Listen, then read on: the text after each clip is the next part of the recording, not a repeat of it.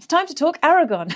With the hunt for Gollum on the horizon, I do think it's important to kind of revisit characters that shaped Gollum's story. And we did touch on this slightly in the series I did about Gollum and his origin story, and Aragorn will play quite a pivotal role. So later on in this video, I'm going to talk a little bit about that role and sort of touch on how his character plays out in Gollum's story. But first, what's his own story? Who was he before we meet him in The Lord of the Rings? And what happened to him after The Lord of the Rings? What does he get up to? If you're new here, welcome to the best community of nerds on the internet. I aim to make Tolkien lore and lore from other franchises such as Warhammer and Star Wars easy and accessible in a life where nothing is easy or accessible. So please say hi in the comments. And if you're not new, you know I love you already. Let's go. Aragorn II, because yes, there was a first one, was the son of Arathorn II and Gilrain, basically noble people from a long line of epic ancestors. He was the last big boss of the Dunedain, who were kind of like the elite ranger squad of the north.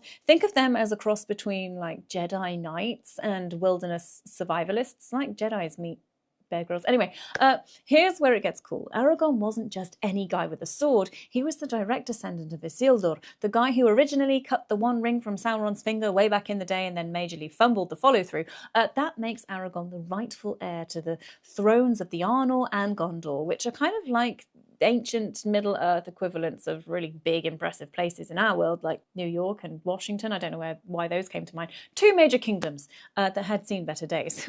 Over time, Aragorn went from mysterious ranger, aka Strider, the fantasy world's Batman with a sword, to full-on legend. He helped lead the good guys, the Fellowship, in the fight against the Dark Lord Sauron, and helped destroy the One Ring. No big deal. And then reunite split kingdoms like a medieval marriage counsellor, but with a crown. Aragorn was born in the Third Age, the year of 2931. Don't worry, it's just like fantasy calendar stuff, to a noble ranger dad named Arathorn II and his mum Gilrain. Now, from the get-go, people could tell that this kid was special. His grandma, Arwen, had like a kind of a sixth sense and predicted he'd one day rock a glowing green gem on his chest. Now, here's why I mentioned this. There's this legendary green jewel called the Elisar, or the Elf Stone. Now, Gandalf needs no introduction, but supposedly bought it from a super magical place called the Valinor, and gave it to Galadriel, who's like ultimate elven queen, right? He told her she'd eventually give it to someone who'd also be called Elisar. And guess who turned out this to be? Wow, I didn't word that well at all. Anyway, yep, Aragorn. And that's how he got his royal nickname later on. But his early life, it wasn't all like sparkle and prophecy. When he was just 2 years old, his father Arathorn was killed by an orc. He got like literally struck straight through the eye. Brutal, and died instantly. But to keep him safe from the Dark Lord Sauron, who would definitely want to wipe out the last heir of his ancient enemy Isildur, he was sent to grow up in Rivendell, which is like a magical elven sanctuary ruled by Elrond, who basically became his like foster dad. To keep his identity on the down low, they gave him a secret name, Estelle, which means hope in Elvish. Now, growing up, Estelle hung out with Elrond's twin sons, Elladan and Elrohir, and they went on pretty cool adventures together. By the time he turned 21, Elrond finally spilled the tea. Hey, Estelle, you're not just some cool guy raised by elves, right? You're actually the heir to the throne of an ancient kingdoms and art in line of Isildur. Kind of like when they just dropped that bombshell on Jon Snow in Game of Thrones, and he's like, I don't want it. I don't want to be Lord Commander. I don't want to be... Anyway, Elrond gave him some major heirlooms. They gave him the shards of Narsil, the broken sword that once sliced off the ring of Sauron's hand. Oh, I've got 10% battery. The ring of Barahir, which it comes with some really cool serious history, and a challenge. You've got to earn the Spectre of Anuminas, which is basically the royal badge of office. So then the next day, Aragorn's chilling in a forest, singing a love story about an elf maiden named Luthien and her relationship with Beren. And the story of Beren and Luthien is actually one of my favourites, written by Tolkien. It's amazing how Luthien's character was also based on his wife Edith, and their names are also on their gravestones. Anyway, right at that moment, Arwen, Elrond's daughter, she steps out of the woods like a scene from a music video. She's fresh back from a trip to Lothlorien and is absolutely radiant, and Aragorn looks up and he sees her glowing like the most beautiful woman he has ever seen in his entire life, and he instantly thinks that she's Luthien herself, and that was their first meeting. Now, once Aragorn found out who he really was, he stopped going by his secret name Estelle and started using his real name again. As Aragorn, he became the 16th leader of the Dunedain, which are a group of skilled rangers who protected the lands of the north. After saying goodbye to his mum and foster dad Elrond, see you later guys, he left Rivendell to live in the wild, basically the forests and the mountains of Middle-earth, where he became a wandering hero. By the time there's this big wizard meeting called the White Council, kind of like the Avengers but for magic users, Aragorn was off adventuring and he didn't attend this meeting. But if we fast forward a few years, he meets Gandalf the Grey, and they luckily become best friends. Gandalf encouraged Aragorn to keep an eye on a peaceful little land called the Shire, and Aragorn started watching over it secretly and earned the nickname Strider because of how fast and far he could travel on foot. Aragorn went on a bunch of dangerous missions to help fight against Sauron, the Dark Lord. He served under King Thengel of Rohan, and he helped steward Echelion II of Gondor, whose job it was to rule Gondor until a true king returned. Aragorn kept his true identity a secret, but because he wore a silver star and was brave and sharp-eyed, people in Gondor started calling him Thorongil, which means Eagle of the Star. Aragorn became like a legendary leader, both on land and at sea, and Echthelion, he trusted him completely, but not everyone was a fan. Denethor, his son and future steward, wasn't so sure about this mysterious Thorongil, and he might have guessed who Aragorn really was, and he definitely did not trust Gandalf, which just didn't help. Aragorn, being the wise and humble guy he was, he gave Echthelion some good advice. Don't trust Saruman, the other wizard, and listen to Gandalf. Wise words, really. Now, when Sauron began building power again, Aragorn warned that Gondor's southern coasts were in danger from the corsairs of Umbar, who are like the pirates who worked with Sauron. Now, Echthelion, he trusted him to lead a surprise attack, and Aragorn sailed into Umbar at night, destroyed many ships, and even defeated the enemy captain in battle. He became a legend, but just when everyone expected a victory parade in Minas Tirith, Aragorn vanished. From the port city of Pelargir, he sent a message saying he had other tasks to do, and then disappeared across the river Anduin, heading toward the Dark Mountains, called Ephel Dwath. Now, what was he doing? He was exploring the far reaches of Middle-earth, learning about their people who lived there, both good and evil, and gathering information on the plans of Sauron's followers. All of this behind-the-scenes work would be rather important later on in the War of the Ring. Now, years later, Aragorn returned from his long travels and he went back to Lothlorien, there where he met Arwen again, and the two, they spent such a magical season together. On Midsummer, Aragorn gave her his precious family heirloom, the Ring of Barahir, and Arwen promised to marry him. But there was a catch. Elrond said Aragorn could only marry her if he became king of both Gondor and Arnor. Why such a big ask? Well, Elrond, he wasn't trying to be mean. He was just following old elvish tradition, kind of like the classic story of Beren and Luthien, where Beren had to prove he was truly worthy before marrying an elven princess. So how does Gollum? How does Aragorn tie in to the hunt for Gollum? A few decades before The Lord of the Rings kicks off, things in Middle-earth were heating up. Sauron was back in full force, rebuilding his evil empire in Mordor. At this point, Aragorn started working more closely with Gandalf, especially on one very important mission, finding Gollum. Now, see, Gandalf had a hunch that the mysterious ring that Bilbo Baggins had found way back in The Hobbit might actually be the One Ring, the super powerful evil ring Sauron wanted more than anything, and Gollum had owned it before Bilbo, so he might know the truth. Now, Aragorn briefly returned to Eriador, which was like his homeland in the north, and he visited his mother for the last time because sadly she did pass away before the spring came. Then the search for Gollum got serious. Now, Aragorn and Gandalf, they spent years tracking Gollum through dangerous and wild places like the Vales of Anduin, the dark woods of Mirkwood, even around the edges of Mordor, but they didn't know that Gollum had already been captured by Sauron. Now, fast forward 8 years. Yes, 8 years of this hide and seek. Gollum was finally released from Mordor or escaped. It's kind of up for debate. And Aragorn caught up to him in the creepy dead marshes. Once Aragorn had Gollum, he had to keep him hidden from Sauron's spies, so he took a long, careful route north. They passed through rough terrain like the rocky hills. They crossed the Anduin River at a fast-moving spot called San Gebir, and they also kept to the edges of the Fangorn forest. They passed through Lothlorien, where the elves sent word to Gandalf that that Gollum had finally been found, Aragorn continued north along the river until he reached the Carrock, which is like a big rock near the river used as a landmark. Now, with the help from the Beornings, who are like a group of strong, shape-shifting mountain folk, he crossed the river again and he took Gollum into Mirkwood. There he handed Gollum over to King Thranduil, yep, Legolas's dad, so he could be locked up safely for the time being. Now, after that, Aragorn headed west. He eventually met up with Gandalf at a place called Sarn Ford, where he learned that Frodo Baggins was planning to leave the Shire with the One Ring at the end of September. It still kind of started in February, so it took a fair few months. Now, with the crucial information, Aragorn set off again, ready for the next big chapter of his journey, and that brings us up to where we meet him in The Lord of the Rings. By the time the War of the Ring was kicking off, Aragorn was back in his usual territory, keeping watch near the Shire, but things were getting like a bit weird at this point. A group of elves called the Wandering Company, they were led by this fancy elf named Gildor Inglorion. They gave Aragorn some bad news. Basically, the Black Riders had been spotted, Gandalf was missing, and there were no messages, no updates, just nothing. So Aragorn and his ranger friends, they kept an eye on the roads, especially near Buckland, waiting for Frodo Baggins to kind of just show up, but there was nothing. Radio silence. Then one night in the village of Bree, at an inn called the Prancing Pony, Aragorn finally saw what he was looking for. 4 out-of-place hobbits, just clearly trying and failing to be sneaky. Now, when Frodo accidentally vanished into thin air by putting on the ring in front of a bunch of strangers, Aragorn didn't even flinch. He did look mildly annoyed, though.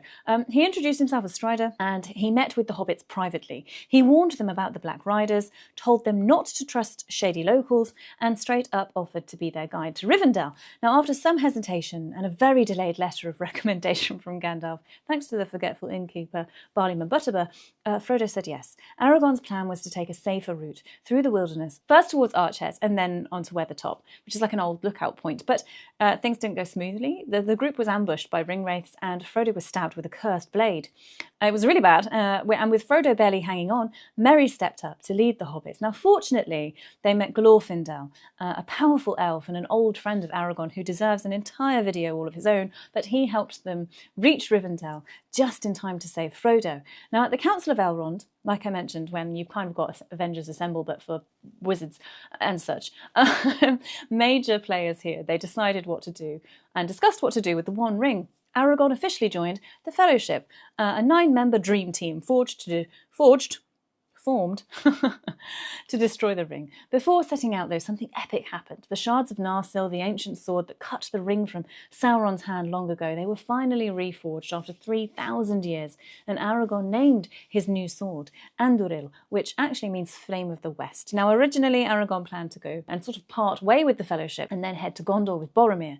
Now, Gandalf decided that they should go through the dark underground kingdom of Moria, but Aragorn wasn't kind of thrilled about this. Now, sadly, his warning did come true, and in Moria, as we all know, Gandalf fell into the abyss during an epic battle with the Balrog Dorin's-Bane, and then with Gandalf gone, the group needed a new leader, and in comes Aragorn's time to shine. After gathering his brave rangers and his companions, known as the Grey Company, Aragorn knew what had to be done. He left King Theoden and the rest of the riders behind, and he headed for a place called Dunharrow, deep in the mountains. His mission was to take sort of the most terrifying shortcut in all of Middle-earth, the paths of the dead. But why? Because only Aragorn, heir to the throne of Gondor, could summon the ancient army of ghostly warriors who had been cursed long ago. Now, at Dunharrow, he met Éowyn, the brave and noble shield maiden Rohan. She quickly, naturally, as we all do, fell head over heels for Aragorn, not just because he was handsome and heroic, but he is but because she saw in him the kind of strength and the kindness that her world needed. Aragorn, friend-zoned her pretty fast. There's a pun in there about stew, but I digress. It was a tough goodbye, but he had to keep moving. As the sun rose, he turned toward the haunted mountains, walking straight into the darkness. Through the dark door and into the ghost-filled tunnels of the Dwymorberg mountain, Aragorn was surrounded by the chilling presence of the dead men of Dunharrow. Spirits, like I mentioned, who had once broken an oath to Aragorn's ancestors, and they were cursed to linger until they could make things right. They reached the Stone of Erech, and this is where he asked the dead to fight for him.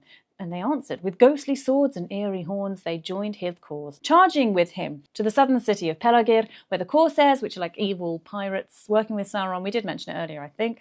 It's been a while. They threatened Gondor's coast. The dead, they swept over like a storm, and the pirates, they panicked and fled.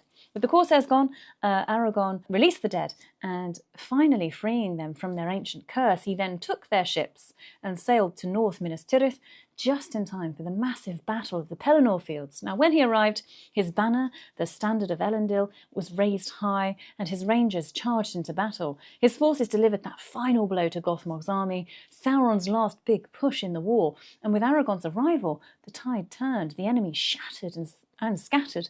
But even after this epic victory, Aragorn did not enter the city. Why? Because the tradition and law said he could not claim the throne until the people were ready. Instead, he furloughed his banner, made Prince Imrahil the temporary ruler, and kept a low profile. But his next actions kind of showed everyone who he truly was.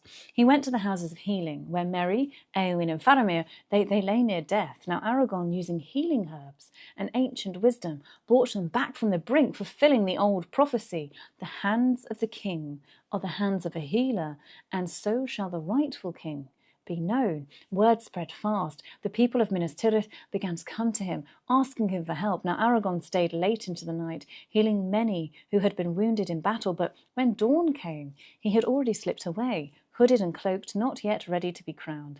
As the people looked up at morning and saw only the banner of Dol Amroth flying above the city, many whispered to each other, did the king's return really happen, or was it just a dream?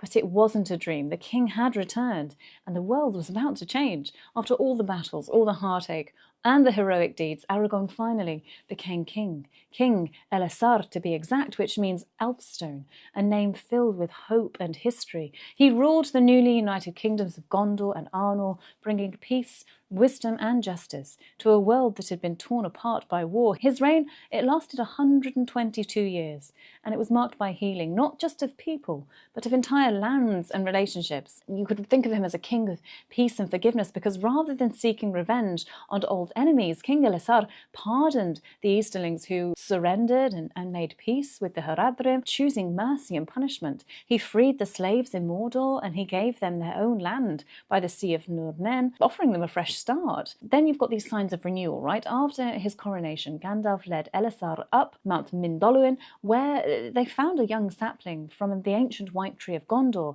this symbol that the kingdom was truly reborn. Later, Elrond and Arwen arrived in Gondor, and Elrond gave Aragorn the scepter of Annúminas, the one we mentioned right at the beginning, the royal staff of Arnor in the north, officially recognising him as the true king of both realms. Then, on Midsummer's Day, Aragorn and Arwen were finally married, a love story fulfilled after years of waiting and sacrifice. But as one chapter began, another ended. Not long after, Aragorn had to say goodbye to some of his oldest friends. As the ring-bearers, Frodo, Bilbo, Gandalf and the elves, they sailed away across the sea, leaving Middle-earth behind. The Fourth Age had now begun. We've got this kingdom that's reborn. One of Elessar's first royal missions was to restore Orthanc, which is Saruman's old tower. When they opened it up, they found treasures long lost, including the Elendil Mir, a sacred jewel that once belonged to Aragorn's ancestor, Isildur. Elessar accepted it with great respect, sealing his bond to the royal line of old. He also promoted Faramir to Prince of Ithilien and gave him the title Lord of Emin Arnen, honouring him for his bravery and wisdom. He protected Druidan Forest, giving it to the Druidain as a safe sovereign home. He brought back the Great Council of Gondor with Faramir as his top advisor. He renewed ancient oaths with Eomer, strengthening the bond between Rohan and Gondor, and then we've got his love for the Shire. Elessar never forgot the hobbits. He made the Shire a free land, meaning no men, not even kings, were allowed to enter. He gave special roles to the leaders of the Shire, the Thane, the Master of Buckland, naming them official councillors to his northern kingdom. He even offered them more land up to the hills, showing them sort of his deep respect and gratitude. And then we have his legacy and, of course, a farewell. Aragorn started a new royal line called the House of Tel Contar. Now, Tel Contar in Elvish is Strider. He and Arwen had a son, Eldarion, and several daughters, and Eldarion would go on to carry the crown into the future. After living a full 210 years, Aragorn quietly stepped down from the throne and passed away peacefully. He had ruled, as I said, for 122 years. His wife Arwen had chosen a mortal life to be with him, stayed behind in sorrow, and only a year later she too passed away, laying down to rest in Lothlorien, now quiet and empty. And so ended the life of Aragorn, son of Arathorn, Ranger of the North, King of the West, hope of men. His reign brought peace to a weary world, and his legacy lived on in the hearts of all who knew his story. And that is the story of Aragorn, Middle-earth's ultimate glow-up, from secret elven foster kid with trust issues to sword-wielding, ghost-commanding, pirate-slaying king with a kingdom and a queen. And honestly, it's the kind of character arc that kind of makes even Tony Stark, well, look normal? I digress. Something really cool, though, is on the Cerin Amroth, which is the hill where Aragorn was laid to rest, and then later Arwen, flowers grew, and we have flowers called Nifredil and flowers called Eleanor. And I have Nifredil and Eleanor botanics here on my Lord of the Rings tattoo, which I think is really cool. Anyway, if you made it this far, thank you so much for being here. I appreciate you, all of that jazz, right? I'm going to implore you only one time to do all those things you need to do to please support my tiny channel, and I hope to see you in the next video.